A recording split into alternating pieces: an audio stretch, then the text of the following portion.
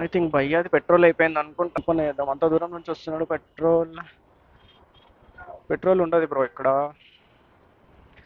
Almost ఇక్కడ నుంచి petrol bunk కూడా దగ్గర దగ్గర నాకు తెలిసి ఒక 4 కిలోమీటర్, లేదు ఒక 3 కిలోమీటర్స్ ఈజీగా ఉంటుంది.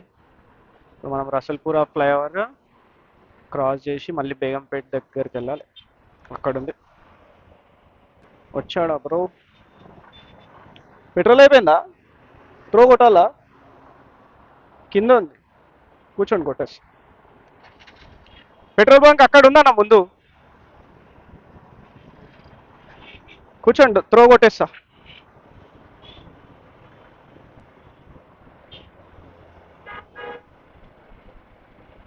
బాటిల్ ఉందా మీ దగ్గర? బాటిల్ ఉందా?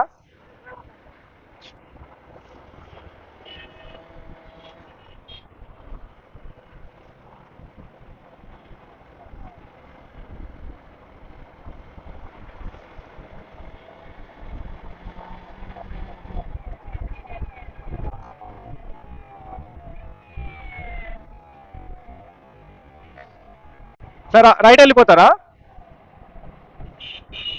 ఓకే ఓకే భయ్యా.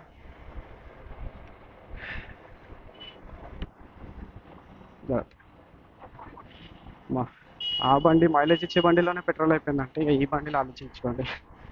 మామూలుగా పోయేది ఇక నీళ్ళు తాగినట్టు తాగేస్తుంది. అది నాకు తెలిసి ఆల్మోస్ట్ 60 ఇస్తుంది ఈజీగా. అన్న దగ్గర దాంట్లోనే పెట్రోల్ అయిపోయింది.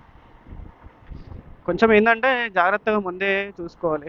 బయలుదేరేటప్పుడు పెట్రోల్ ఉందా లేదా చూసుకుంటే అయిపోతుంది. At least near by petrol bunk దాకా వెళ్తా లేదా చూసుకుంటే బెస్ట్. ఒక్కళ్ళు ఉంటే ప్రాబ్లం లేదు, త్రో ఒకటి ఇట్లా ఎవరో ఒకళ్ళు హెల్ప్ చేస్తారు. కానీ ఫ్యామిలీ ఉన్నప్పుడు అయితే చాలా ఇబ్బంది అయిపోతుంది. మళ్ళీ ఫ్యామిలీతో పాటు అంటే లైక్ పిల్లలు ఉన్నా కూడా కష్టమే కదా. కొంచెం కేర్ఫుల్గా ఉండాలి.